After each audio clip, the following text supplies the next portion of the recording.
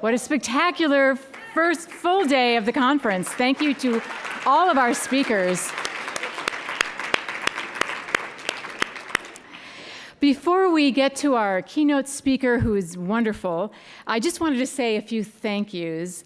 And because we have some sponsors, and of course without them, this would not be possible. So it's so important for us to show our gratitude to them.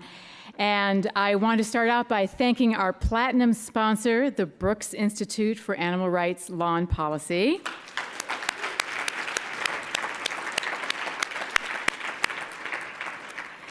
Our gold sponsor, Chapman, Cubine, and Hussey. Yep. We have two silver sponsors, the Physicians Committee for Responsible Medicine and the National Anti-Vivisection Society, so thank you to them.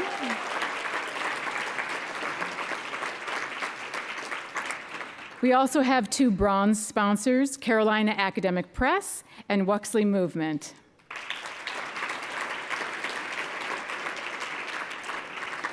And once again, we want to say thank you to Miyoko's for donating all of the wonderful plant-based cheeses or the dairy animal cheeses that we enjoyed Friday night. So thank you, Miyoko. So you met Steve Wells last night, and he is going to give an introduction to our wonderful keynote speaker this evening, Joann Mcarthur. But before he does, I would like to invite both him and Tim Medura up to the stage. Tim Medura is the executive director of the Brooks Institute for Animal Rights Law and Policy. And the Brooks Institute is a platinum sponsor, as I just mentioned, and has been a significant sponsor for us and ALDF over the last few years. The Brooks Institute is an emerging think tank in matters of animal law and policy, and Tim would like to say a few words about a survey that the Brooks Institute is conducting. So please welcome Mr. Medura and Mr. Wells. Thank you.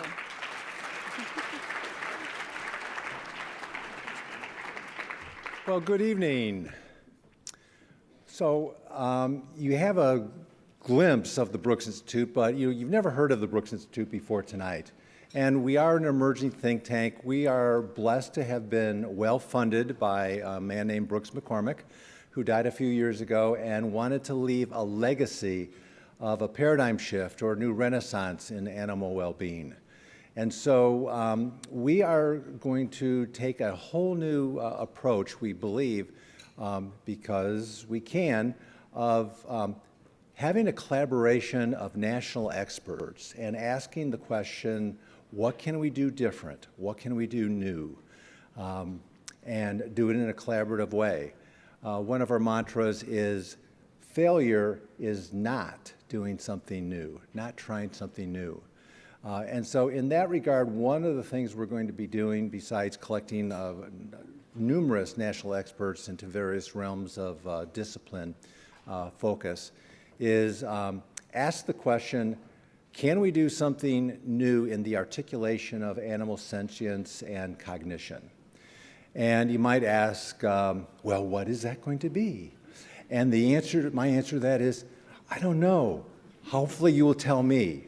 And so we thought, we're going to have a multi-faceted approach to asking and answering the question of what can we do new in animal sentience and cognition.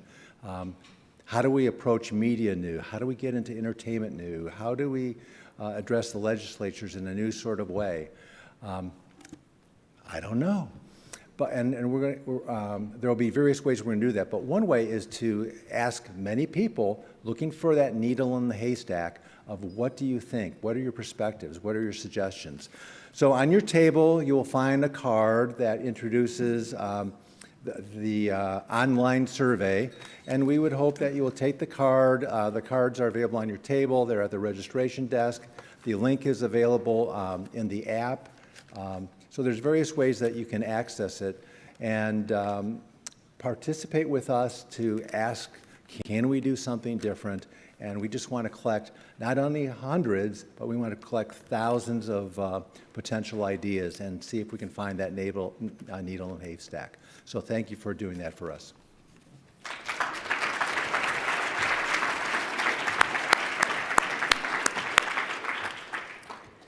Thank you, Tim. And amongst many exciting things that are happening within the field of animal rights, animal protection, and animal law, I think the founding of the Brooks Institute is a really significant development. And it's been my pleasure to work with Tim, and he's forming quite a team.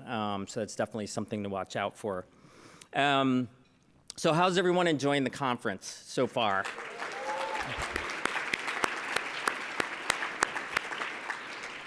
I think it's been amazing so far, starting with last night and Seth Tibbett giving such an amazing speech. I thought that was a perfect way to kick us off, very inspiring, and shows us that there's a lot of history behind this stuff that we're doing. It's really important work.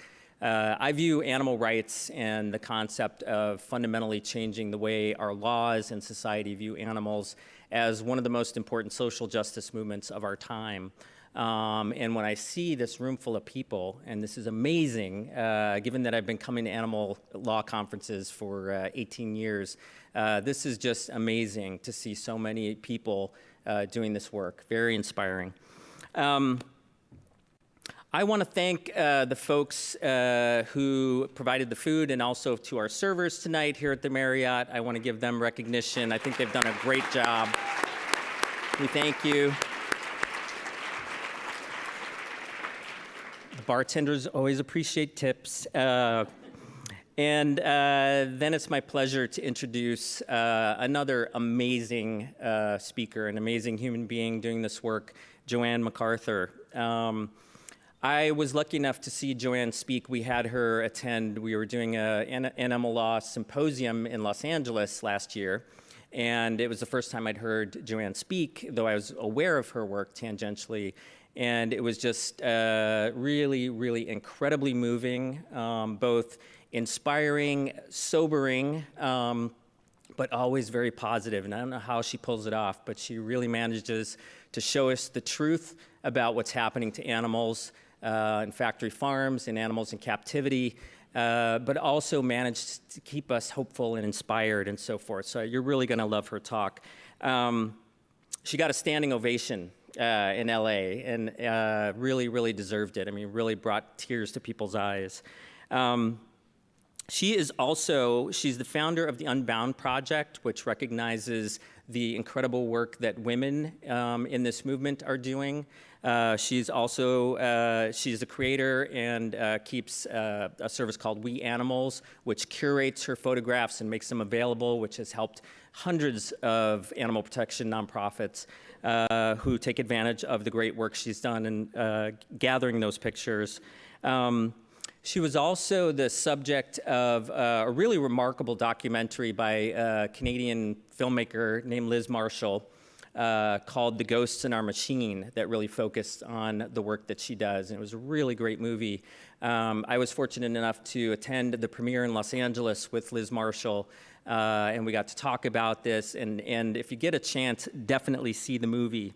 And Joanne is also the author of 2 books, We Animals, which came out a couple years back, and more recently, I think just last year, she's got a book called Captive that's out. Both of the books are available out at our registration table, so you can get yours, and Joanne will be signing books after her talk tonight. So definitely, if you know someone who'd love that as a gift, I think I bought 6 of her We Animals at the last conference. And finally, I came across a video, a short video, that gives us a little bit of an overview of the kind of work she does. And it's really well done, so I wanted to show it to you all as a way of introducing you to her work before she comes up and talks about it and shows you some of her amazing photographs. So if you can cue the video.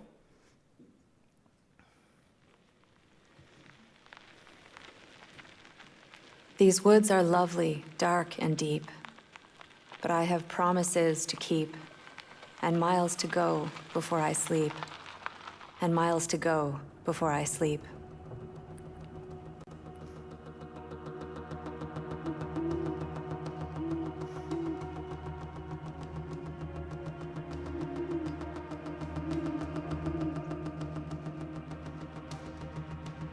Tonight, the investigation team and I have set out to document one of the secrets of factory farming.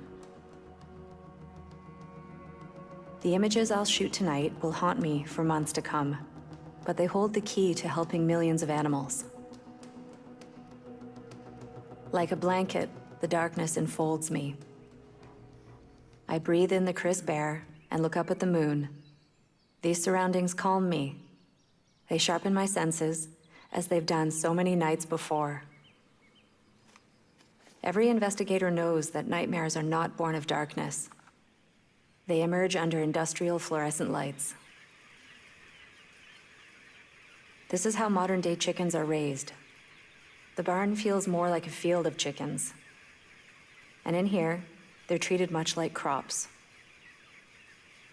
These animals have been bred to grow so fast that their hearts and legs can hardly keep up with the pressure from their bulking bodies.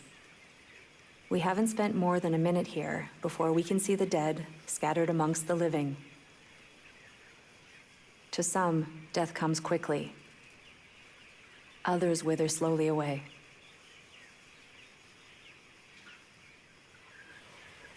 She starts to nod off a little bit when we're quiet. And she's got a badly paralyzed or injured leg. So she pushes herself around, flaps around, but she can't really walk anymore. This is going to be her fate. She'll never receive individual care by a veterinarian. I'm so sorry. Her body isn't even close to being worth the price of a vet bill. I'm so sorry. Like hundreds of others in this barn, she will either die on her own or be killed by the farmer on his daily round to pick up the dead and dying. I wonder how these chickens will react once they realize I mean no harm. I stop shooting, sit down, and put my camera on the ground.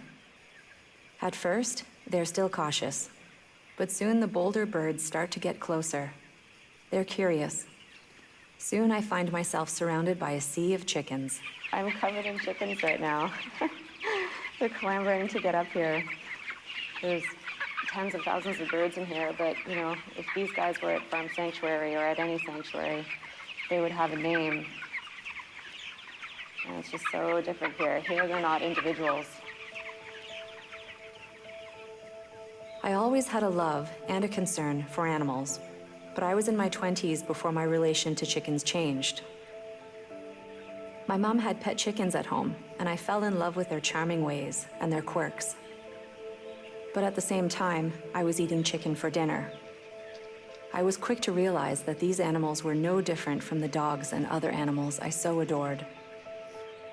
I made a promise to animals then, one that I keep to this day, that I wouldn't harm them, that I'd use my camera to tell their stories, and that I'd never turn away.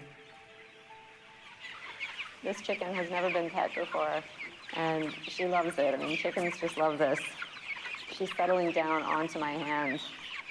She's starting to preen herself now because she likes what I'm doing so much.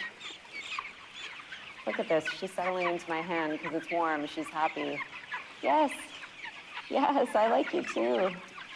I know that you're sweet. I mean, she's sitting in my hand.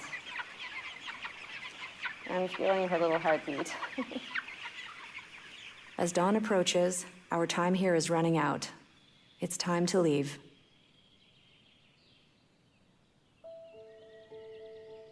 The stinging pain in my chest never lets me down. I get to leave.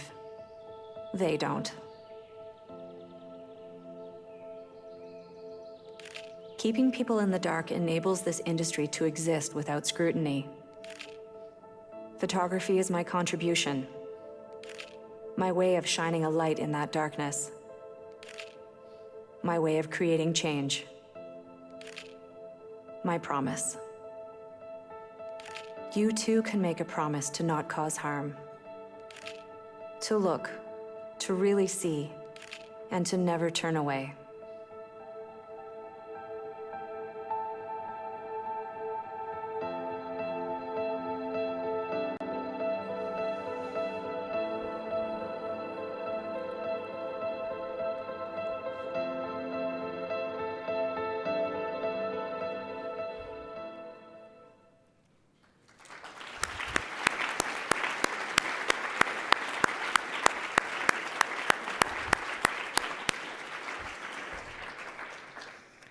I know exactly what you mean by the stinging pain in your chest. It's amazing how you bring these lives to light.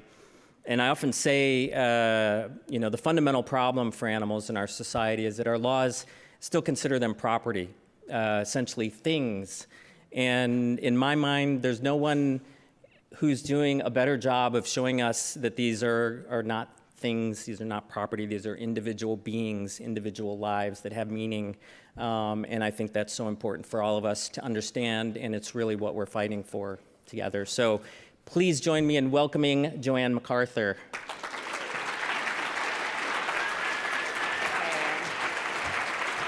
Thank you. Thanks for the warm welcome.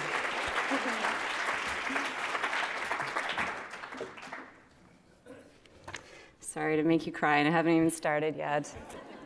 Jeez.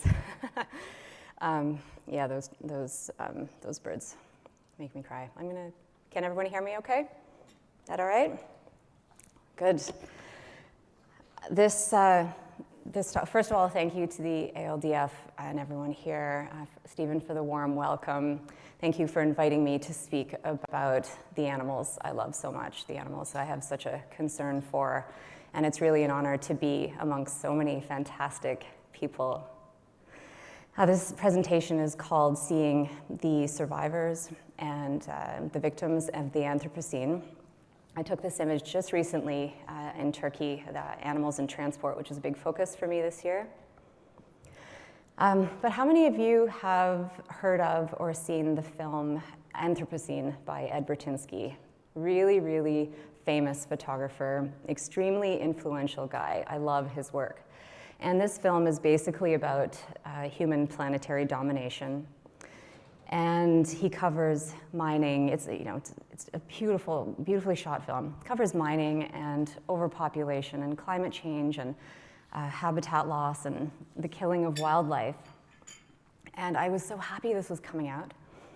But it has a big gaping hole in this project, and it's industrialized farming. Like, how do you make a film about the Anthropocene without covering this? And I asked him, and he said, first of all, it's too illegal, it's too hard to film. You need too many permissions. He would make too many enemies, and so he didn't do it for that reason, which is not a good reason. And sorry. And the other reason, he said, the world needs cheap meat. Facepalm, right? Like, oh my God, like this is just such a lost opportunity. And so we have a lot of work to do. I mean, here's this huge platform, right? And that's why we need all of you in this room specifically, because we need you challenging the ag-gag laws. We need you repealing this nonsense, because journalists, documentarians like him and like me, we need to be able to go to these places. We need to be able to go freely to show what is going on behind closed doors. And so photographing animals in the Anthropocene is what I do. It's what I've been doing for 15 years in almost 60 countries now. And this was recently, we've all been talking about North Carolina today, and this is where I was just a few weeks ago. And you can see here the manure lagoons that are flooded, there's runoff, it's going into the water systems, it's polluting everything. I mean, that place is just a cesspool right now. It's just a horrible place right now. And I mean, it's like the poster for the animals in the Anthropocene, right? Here are surviving cows hoping to get some food by people coming by in boats, that kind of thing. And as we were wading through the receding floodwaters in Duplin County, there were bodies of birds everywhere. Millions of them, really, just bodies floating everywhere. It stank, it was horrible. So this is the kind of scenery. The birds were caught in trees and bushes and fencing. They were on porches and they were everywhere. And I've never felt more sick, really, truly, I've never felt more sick than, spending days in that sewage and the manure and the pathogens, and I did actually get sick. Yay, antibiotics. But it's just a horrible place right now, a horrible place for the animals and for everyone. And I also documented the often overlooked fish who also suffer terribly from the effects of CAFOs. So fish will die in floods because of the change in oxygenation and nutrients in water, but they will also die because of all the pathogens and the pollutants coming into those waters in which they live, and it's killing them. And so here we were.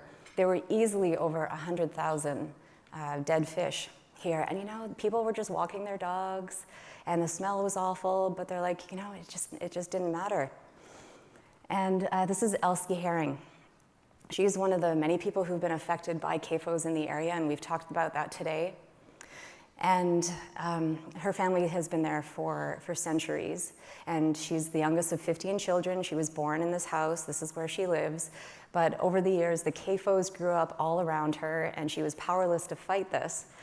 And she walks around with a mask over her face, or this kerchief that she's holding, which she scents with perfume so that she doesn't have to breathe in the spray. Because, you know, as you know, they spray the manure everywhere. And they spray as close as 8 feet away from where she's standing right now.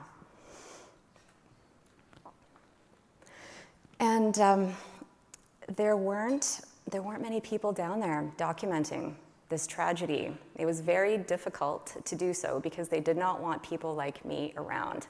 I mean, I would never do investigations in North Carolina anyway because of the guns and the laws, and yet I was compelled to go because this needed documenting at this particular time. And so the only people who were down there were a few sanctuary people just trying to get through the floodwaters, and the dog and cat people, bless them. This is how I was able to get out on the waters with them. And they were harassed relentlessly. They were always getting pulled over by the wildlife people, you know, asking for permits and get the hell out of here. And a woman came out from her farm next to a pig farm, and she said, if you go any closer to that hog farm, my husband's gonna come out and he's gonna shoot you dead. And I believed her. I did, and so we didn't get any closer. It was really, really difficult. Echo at Farm Sanctuary. So with the impending floods, millions of pigs, chickens, and turkeys were basically quietly locked behind doors to drown and to die the most horrific death. I mean, can you imagine as the water slowly rose and you're stuck in there and you're drowning basically in your own waste and the floodwaters? And so unable to escape for the numbers, the conservative numbers are 4.1 million chickens and turkeys died and 5,500 pigs drowned. And you know, people were writing and asking out loud, like, why aren't people helping these animals? But it's because they are considered inventory. That is the word they use to describe the losses, the industry losses. And where would you put, you know, millions of pigs anyway? You know, in what trucks? What trucks would you carry them off to green pastures? You know, they're just not worth it. They're just considered inventory. And that's why it's so important for me as a photojournalist to show the individuals. It's one of my main jobs, you know, to give a face to the billions of animals who suffer at our hands. This is Echo at Farm Sanctuary.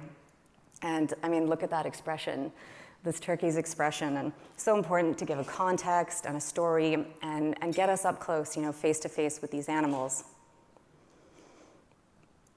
I get a lot of pushback for showing difficult imagery to the public. Political activist Susan Sontag postulates in her book regarding the suffering of others, where she wonders who should look at suffering. And she says, you know, simply at the end of this whole book, she's like, well, anyone who can help. And I agree. I mean, it's that simple. And when it comes to the use and abuse of animals, every single one of us should be looking because we can help.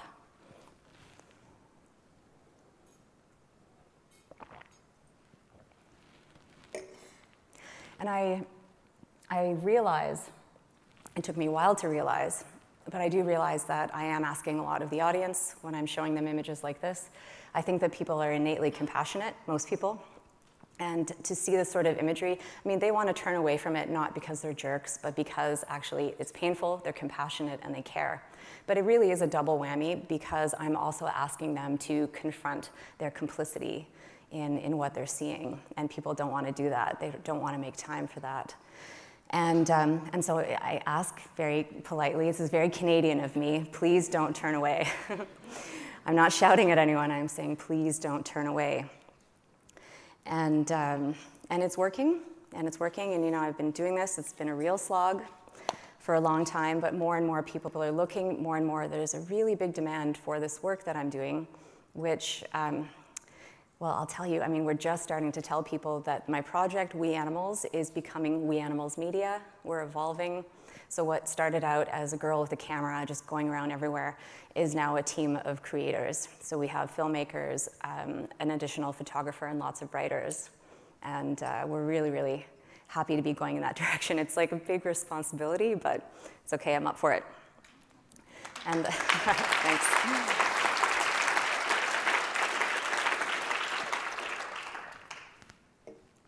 And these animals that we photograph are the animals who we actually have a very close relationship to. Most people in the world, very close relationship to them, and yet we fail to see them in our lives. That's why I call them the invisible animals. We often think of them as a part instead of a whole. We call them wings instead of a chicken. We call them veal or leather instead of a calf. We call them fur trim instead of a fox or a mink or a raccoon dog.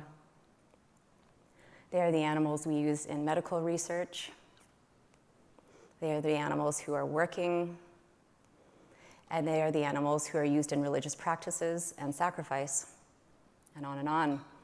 And interestingly, these invisible animals are also in plain view. They are the animals we use in entertainment, zoos, aquariums, rodeos, bullfights, you name it.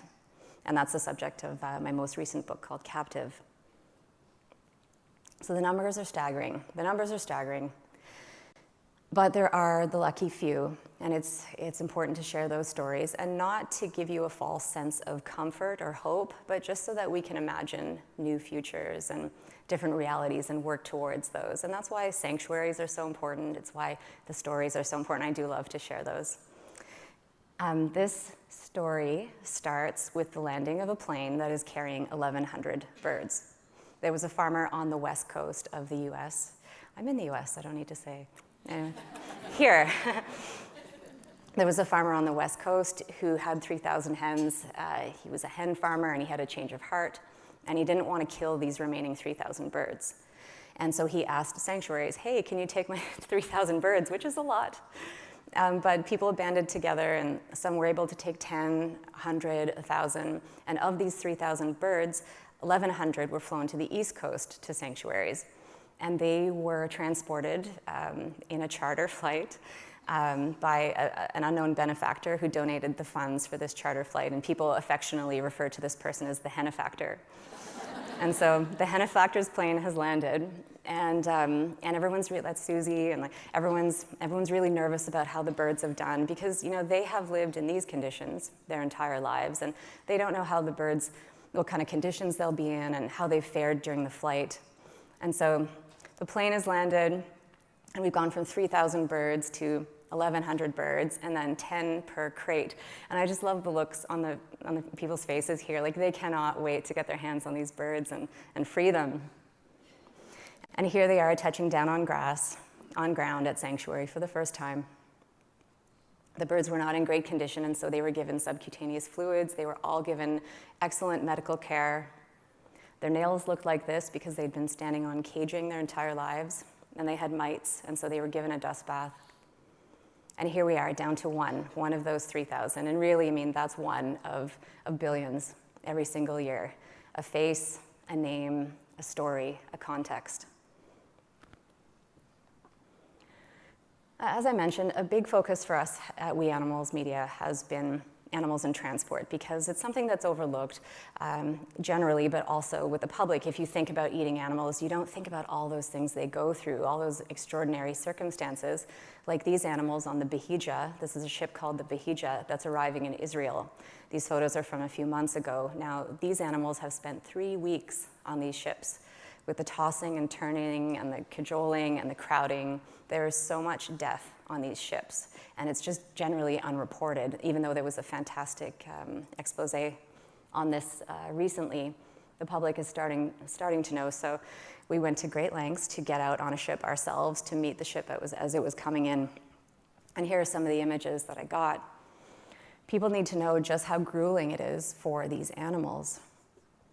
Once they are unloaded from these ships, they are loaded onto trucks where they go to feedlots. I mean, these things are just so crowded. They go to feedlots where they have miserable, short existences. They go to quarantines. This is actually quarantine. And they're really packed onto these trucks, and they often have their legs sticking out from the, between the bars and between the openings. And some really compassionate activists that I was with when I took this picture stopped the truck and climbed up to that third level and removed the animal's leg from being cut. Because, I mean, he would have traveled like that for hours. And as if all of this was not dystopian enough, the people in Israel are getting used to the bodies of animals washing up on their public beaches. This is a normal sight for them. What the ships do is, because there's so much death on the ships, they cut off the animal's ears, because then the proof, the tags, is removed, and so the bodies cannot be traced back to a ship. They cut off the heads, or they cut off the ears, and they throw the animals overboard. And this is what they are seeing on Israeli beaches.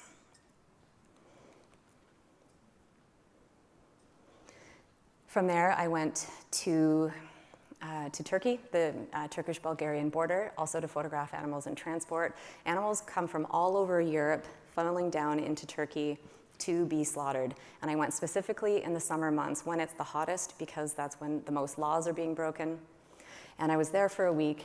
Animals are not meant to be transported. It's illegal to transport them in temperatures over 30 degrees.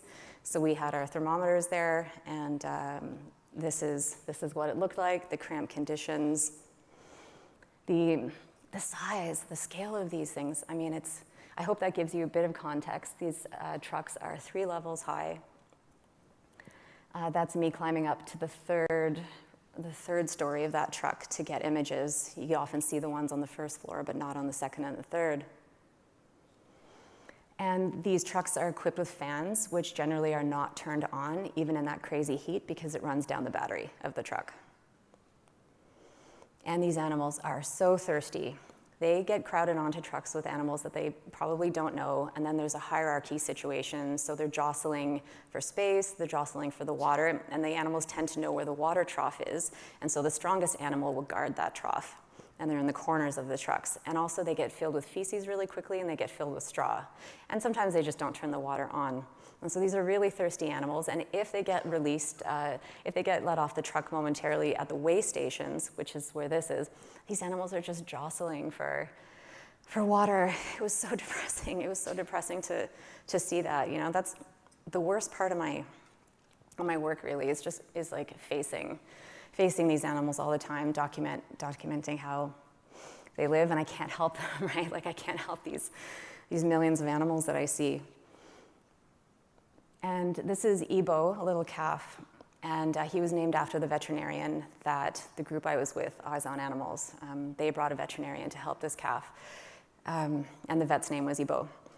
And we don't know if he was born on a transport truck or at a weigh station, but he was very sick, he wasn't feeding, and he was dying, and he was suffering immeasurably. And so Eyes on Animals called a vet and gave him the treatment he needed so that he would survive, which is bittersweet, really, because though they spared him from suffering at the time, we, of course, don't know his fate. But I just meet so many people who really move me, like Leslie here. I mean, for her to go out of her way to call the vet and to confront all these people who were ignoring the calf, it's really something. All of these images, thousands, 11,000 and growing, are available for free to anyone helping animals at the We Animals Archive. And I know a lot of you use those images. That's great. And please just commit this website to memory. It's got everything there. And we have a lot of video. Every week we're adding new video for people to use for their campaigning or for whatever they need. So please use that as a resource. It's a funny business model. We spend a lot of money in order to make everything available for free. But we're donor-based, and I know actually a lot of you in this room are donors to We Animals, so thank you so much, because it allows us to do this work and make it publicly available. Now, speaking of animals in transport, segue into some really happy stories here. So this is Susie Costin with Jay. What a moment, right? What a moment. And this is the kind of relationship that she has with the animals at the sanctuary. She knows them all. And Jay was the only survivor from a burning transport truck. And some of the animals who did escape, but who were on fire, were shot, but he ran away. And he was rescued by these guys. And he had terrible burns on his body. But he's a big baby, he's a big sweetheart, and he loves a cuddle. And that's what you're seeing here with Susie. And this is Buttercup, and when I told her she was going to be part of the presentation, she asked for a close-up. So there you go, Buttercup. Sorry, corny jokes are like my thing. Sorry. And these are cotton-top tamarins. They're among the world's smallest primates, and here they are rescued from research at Jungle Friends Sanctuary. I just think that this picture is so cute because it looks like they were caught in the act. And this is Rachel and Shay. Shay is on her back, and he was orphaned by the bushmeat trade. And she raised him from a baby when he was rescued, and he's 8 years old in this picture. And he's much too big to be on his mom's back. And isn't it funny how he's holding her boob? Too cute. She's wonderful. She's someone who went to Africa to volunteer for 6 months, but it's been 18 years. And she runs the sanctuary. She's a really, really hard worker.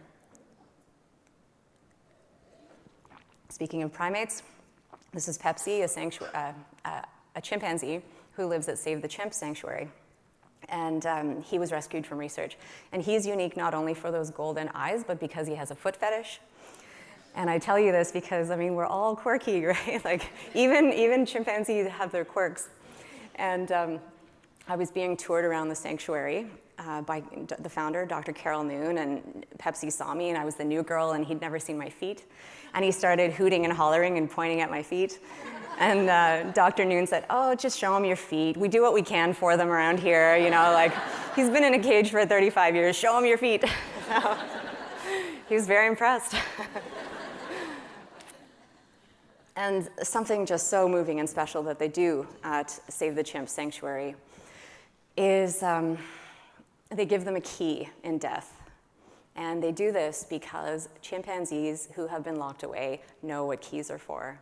And they're always looking at your keys when you're walking around. And they will try and grab your keys if they can.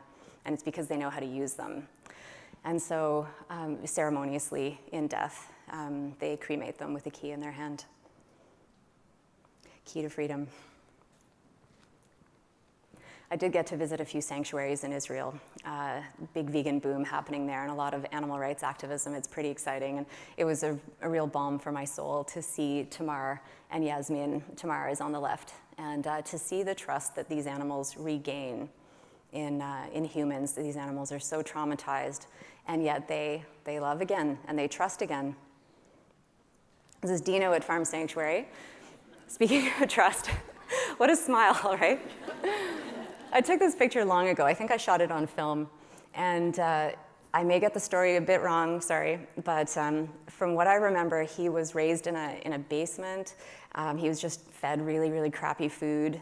And his family was gonna slaughter him for food. But he had such a great personality that they couldn't bear to slaughter him. So they sent him to Sanctuary, where he became the head of the herd. Like, who wouldn't with that personality, right? And this is Kenny. He makes it into all of my presentations, of course, just because. He's at Edgar's Mission Sanctuary in Australia, and they have this motto, and it's just commit it to memory. It's just beautiful. It's simple. You cannot argue with this. If we could live happy and healthy lives without harming others, why wouldn't we? I've just met so many wonderful people who have done work individually and collectively to change the world for animals. Gene's one of them. He's the co-founder of Farm Sanctuary, and here he is with Opie. He rescued Opie from a dead pile. How old was Opie? Like a couple days, couple weeks? 1 week old? 1 day old, left for dead, and Gene found him, put him in the car, and he was one of the people who helped nurse Opie back to health. And they were friends for 16 years, as you can see. Opie had a really good life there. And people don't know that you can have this kind of friendship with a cow, do they? You know, we think about cats and dogs, but this is possible, and that's why people need to visit, and that's why people need to see the pictures. And it's funny just how it's great how dynamic the movement can be. Like, I love this. Get me the cluck out of here. Like, humor is so important when you're trying to convey a message. I love that. And speaking of dynamic, I mean, the clean meat revolution and plant-based and the cheeses and the tofurkeys, like, let's give these people.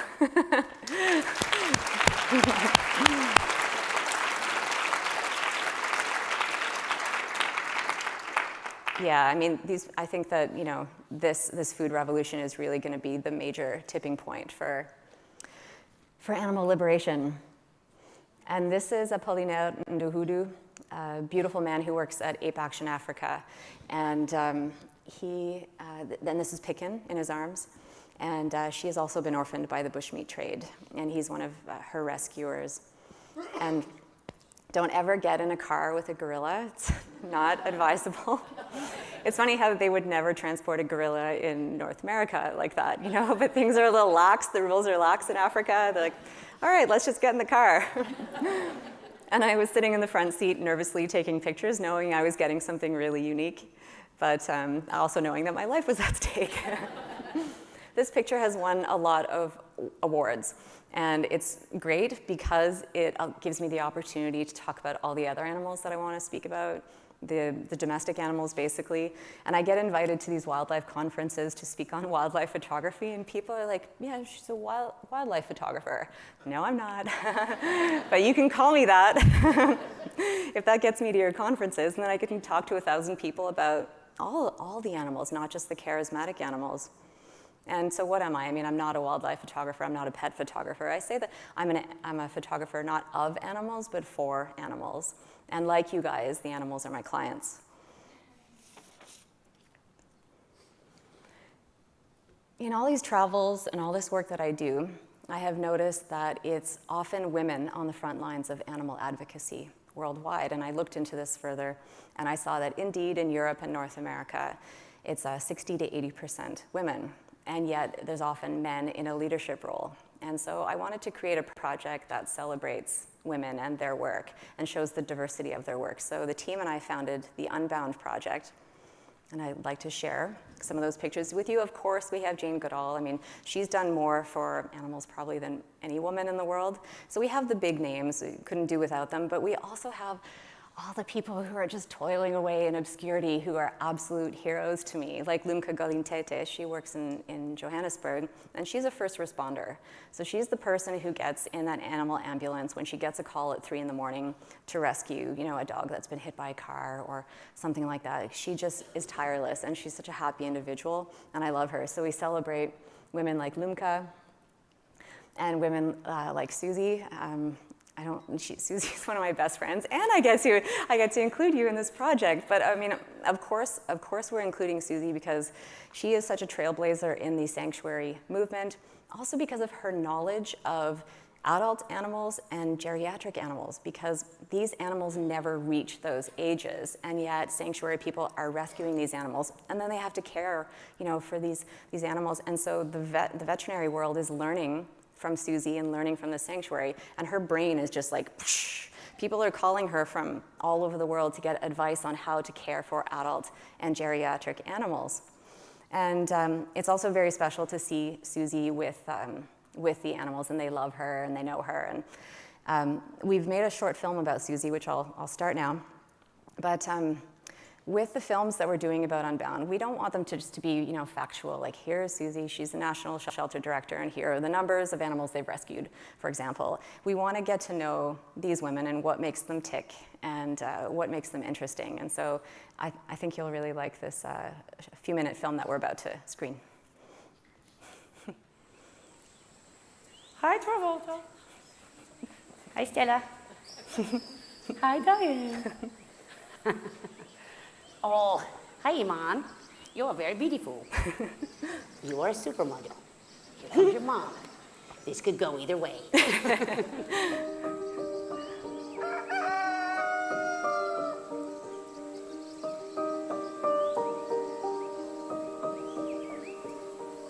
This is my girl right here. She's tiny and cool. They're just like people, every one of them has a past when they come in. Most of them come from a place of loss, like a big place of loss. Once they're here, though, they're safe. I honestly believe that if most people actually got to see them for who they are, that they wouldn't be able to eat them. I really don't think that they could. Just in the US, over 9 billion animals die a year. We've taken these animals out of the public eye and we're putting them like in large warehouses and factory farms. So more and more they're just going to bigger and bigger farms where people aren't allowed in, they can't actually interact with them. So what we're trying to do is show people who they are. We tell Alexander's story, yes, and we talk about the fact that he was so desperate to find his family that he ran 12 miles. So Daniela came here and she was from a farm-to-the-table operation. The mother, who had just had the 17 babies, had no food, so she was making no milk. They were weak. The weakest one was Woody, who's right here. It's hard to believe. Pip is a Muscovy duck. He's a Muscovy male who does not know that he's a duck because he was raised by humans. And so this little girl met her through the fence and asked us to take her, and I said, thinking that it would never happen, that if the farmer gives her up, we'll take her. And of course the farmer did give her up because she doesn't produce milk. Yay! So this is Faith, and she is amazing. I see people come to the farm and meet them and say things like, I had no idea that, you know, they took the babies away from the cows in 24 hours, because I think people are just misinformed. To Pip and the vicious Richard, who's gonna beat us all up. I started actually working with animals when I really was going through a lot. Like I was trying to figure out like who I was and, you know, where I kind of fit into things, and I was really lost, and a lot of it was just trying to deal with like, you know, depression and sadness and just really not wanting to be in the world. And so, and being very self-absorbed, because I think sometimes when you're in that mode, you are self-absorbed because, you know, you're sad and you don't see what else is going on around you, because all you can think about is how miserable you are. Thank you for doing my hair. Would you like to do it again? I was told by a doctor, you have two decisions. You're either going to go one way or the other, and one way you'll probably be dead, and the other way you'll survive. In my opinion, if I didn't find the animals and start working with the animals, I would have stayed on the path I was on, and I wouldn't even be here. Being around animals that actually like needed help, that needed medical care, that came from some of the most egregious places I'd ever seen in my life, it makes you not only step out of yourself, but realize just how lucky you actually are. That's why, you know, when people are always like, why do you work so many hours? And why do you do all this stuff? And it's like, we're not done here. Like, there's so much to do for them, and I don't want to stop doing it, because when someone saves you from what could have just been a life of absolute misery, and having somebody else to focus on and really, really loving them, watching them, like, you know, grow old, and watching them have a family, and watching them, you know, be who they are their whole life is just outstanding. We can't forgive each other for like the simplest things on earth, and they forgive. And so when they're coming from these abusive situations, he's like, I don't forgive you. I just don't.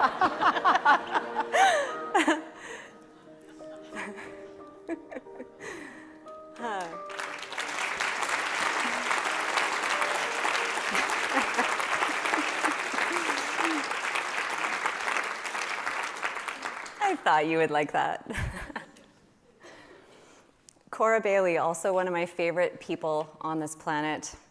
She's the founder of community-led animal welfare in Johannesburg, South Africa, and her love in life is helping animals, but she knows that if she wants to help animals, she has to help people as well, which she also does with great joy. She works in the poorest parts of Johannesburg, so the Soweto townships, and she works in the Randfontein dump, which is a municipal dump where 400 people live, imagine. And that's where this story starts. It's so, she didn't tell me this until afterwards, but it's so dangerous to go there that even the police don't go. But they welcome her because she's just so lovely. And she brought me along as her friend. And here we are, people farm, they have families and dogs and cats and pigs, and here she is with the runt of a litter, and the pig is like half dead, and so she asks the people if she can take the pig So here we are. And in the background of the image is her son Moses. And Moses and her are walking around like looking for injured animals. And so now she's got a puppy. And Moses has picked up a dog who is just in a lot of pain and needed medical attention. It was really humbling. Oh, this is not an injured dog or anything. This is just a lazy dog. And they were collecting animals for the vaccinations and medical checks and stuff. And so Moses is coming over to the vet clinic truck with a lazy puppy. And the kids are really proud to show that they take good care of the animals that they have. And so they're coming over to the vet clinic truck to have their animals checked out and vaccinated. And she's just so beloved in this community. This is a selfie of the piglet on my lap, and we're going back to the vet clinic. And this pig, I mean, really seemed like he didn't have a chance. She didn't have a chance. And yet, spot the piglet. This is 48 hours later.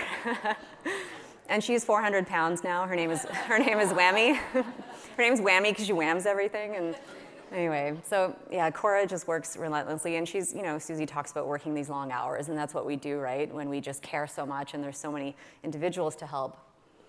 And we focus on politicians like Marianne Thieme, who's the founder of the Dutch Party for Animals. She banned the import of hunt trophies. She banned fur farming in that country, and her ultimate goal is to ban factory farming in Holland. And the project is historical as well as contemporary, and it's really hard to dig up the names and the stories of these women, but Fanny Martin, we have her story. She's exceptional. She was married to a famous vivisectionist, Claude Bernard, but she was an animal lover. And her dowry in the marriage, this is 19th century France, like it was 1870 or something, and her dowry was paid to him, and he used it to further his animal research, and he would even dissect animals on the dining room table. And she was so incensed by this that she actually started a protest group, and they would protest outside of his workplace, which was very embarrassing to him. And she started an animal shelter in response to her husband's work, and she also divorced him, which was a very brave thing to do in 1870. But there's so little information on her, because it's mostly about her husband. And where's that note? There's a text that simply says, in one biography about her husband, she was dismissed as an uneducated woman who made her husband's life a living hell. We salute you, Fanny Martin.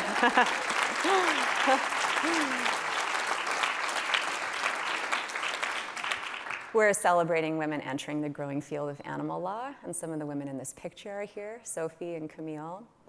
And all of these stories are on our website, which I encourage you to read. And I want to tell you about all the women, young and old, every kind of person, and vets and neuroscientists. Like it's really dynamic. It's really exciting. Women like Rabia Hawa, who made the leap of faith by being the first female Muslim park ranger with the Kenyan Wildlife Services. And women like my dear friend Theodora Capaldo, who was the former president of the New England Anti-Vivisection Society. And here she is very appropriately with a rescued rat. And I love this quote by her. It really sums it up. It's all the same thing, really. The environment, women, children, civil rights, the animals. It's all about the same thing, compassion and doing what's right for everyone. I do think the future is getting brighter. I'm not naive. I know things are shit as well. But I do, every day I'm immersed in the goodness that's happening. And I mean, like tonight, for example, I'm with all of you, all of these very caring people in the room. And here are some of the things that we're doing. We're bringing humane education to schools. We're creating the next generation of solutionaries, which I love that term. That's by Zoe Weil, founder of the Institute for Humane Education. Solutionaries, I love it. We're eating vegetables, more and more vegetables. This is Prince, and he ate that whole thing. It was amazing. We're learning to avoid tourism that involves the use and abuse of animals. We're speaking up to our political representatives. More and more parties worldwide are incorporating pro-animal initiatives into their policies. And this was in Toronto when they were trying to pass a ban on the import and export of shark fin products. And people took the time to come out and have their 5 minutes and speak up at City Hall. And of course, they dress like that, which is so sweet. And we're making art. This is my favorite artist, Paulo Christians. And I think this is a fantastic rendering of not only speciesism, but cognitive dissonance. Really talented guy. And we're supporting sanctuaries, rescues, and conservation efforts instead of zoos and aquaria. And because we are doing all of these things and so much more, we will see an end to the closure of unaccredited and roadside zoos. We will see an end to puppy mills. Shout out to Gabriel over here. And we will see an end to puppy mills. And I just love that the woman on the right, the way she's smiling at the dog. I mean, this is the dog's first, haircut and bath. It's just so sweet. We will see an end to trophy and sport hunting. We will see an end to bear bile farming. It's finally illegal in Vietnam, and over 20 provinces in China have banned the practice. If you don't know what bear bile farming is, you're lucky, but you can come and ask me about that later. We will see a global ban on fur farming. I'm sure of it. Norway is the most recent country to put a ban by 2025. And also there were people in this room who worked on this particular case that you see here. These are empty fox cages, and they're empty because of a collaboration between We Animals and several groups, including the Montreal SPCA. And this was the first criminal case against a fur farmer, like with criminal charges for cruelty, and all of the animals were confiscated. We will see an end to the humiliation of animals in circuses. I can't believe this still happens. It's crazy. We will continue to see an end to the captive breeding and keeping of cetaceans. We will see an end to the use of animals in experimentation.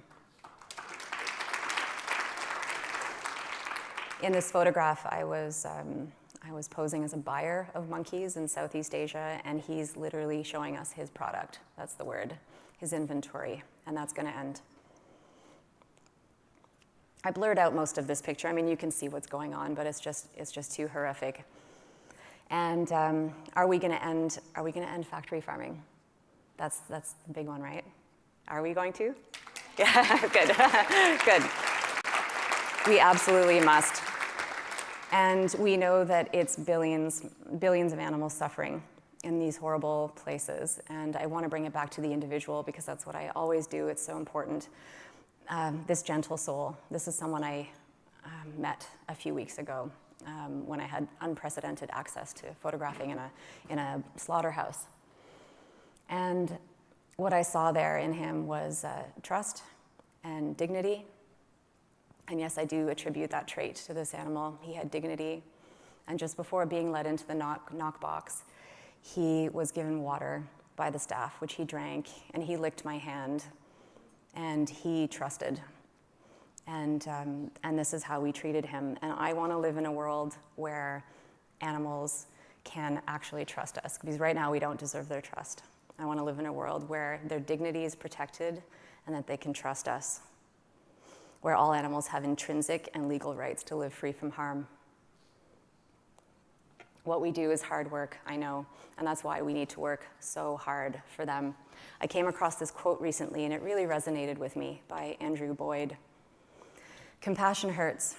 When you feel connected to everything, you also feel responsible for everything, and you cannot turn away. You must grow strong enough to love the world, yet empty enough to sit down at the same table with its worst horrors. And so we need to, just keep putting one foot in front of the other in this long and important fight for animal liberation, and we have to have tenacity. And who better to to exemplify, right?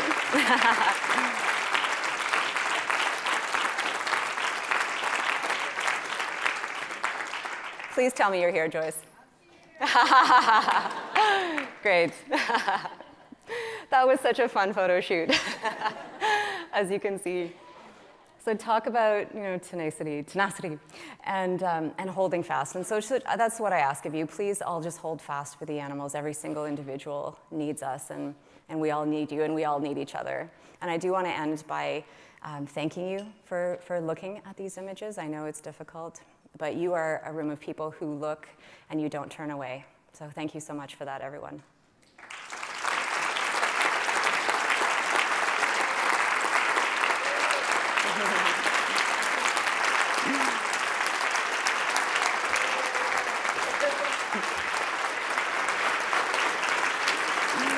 Yay!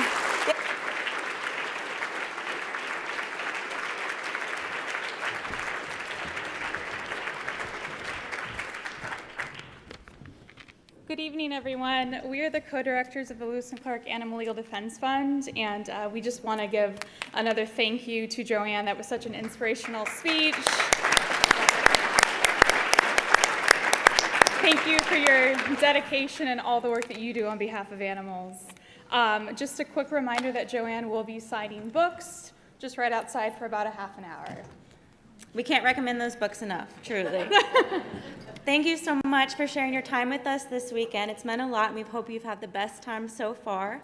We'll be back here at 9 a.m. tomorrow morning. Hope to see you there. Thank you all.